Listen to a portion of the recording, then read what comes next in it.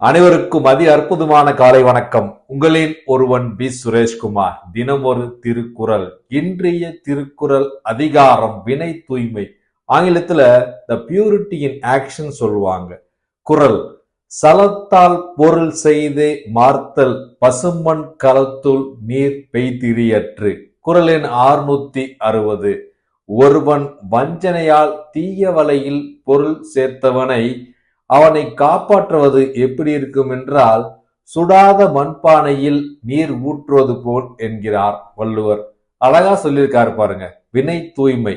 வினை தூய்மைனா நம்மளுடைய செயல் சுத்தமா இருக்கணும், பியூரிட்டி இன் ஆக்ஷனா இருக்கணும்னு சொல்லியிருக்காரு. அது எப்படி இருக்குன்னா, ஒருவன் தீய வழியில் தவறான வழியில் பிறர்களை ஏமாற்றி பணத்தை சேர்ப்பவன் அவனை காப்பாற்றுறது எப்படி இருக்குன்னா, அவனை சுத்தி உறவினர்கள் சுற்றந்தார் மற்றும் ஊரே கூட இருந்தாலையும் அவனை காப்பாற்றுவது எப்படி இருக்குன்னா, ஒரு சுடாத மண்பானையில நீர் ஊத்தினா எப்படி இருக்கும்? கண்டிப்பா சுடாத பச்சை மண்ணு. அந்த மண்ணுல தண்ணி ஊத்தும் போது என்ன ஆகும்னா, தண்ணி நிக்காது, அந்த மண்ணோட கரைஞ்சி தண்ணி வெளியே வந்துடும்.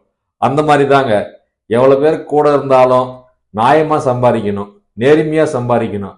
தவறான பாதையில் நாம சம்பாதிச்சோம்னா அந்த சுடாத பச்சை மண்பானையில தண்ணி ஊத்தி கரைவது போல அவர்கிட்ட இப்ப பணம் எவ்வளோ இருக்கும், ஆனா அந்த இருக்கிற பணம் தண்ணியில கரையிற மாதிரி கரைஞ்சு போயிடும், நிலையா நிக்காதுன்னு சொல்றாரு.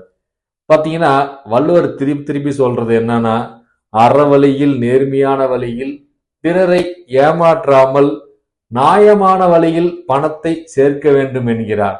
அப்படி சேர்க்கும் பணம் தான் கூட வரும், நிலைத்து நிற்கும் என்கிறார். மீண்டும் திருக்குறள்: சலத்தால் பொருள் செய்தே மார்த்தல் பசுமண் கலத்துள் நீர் பெய்திரியற்று. திருக்குறள் கற்போம், வாழ்வில் உயர்வோம். நன்றி, வணக்கம்.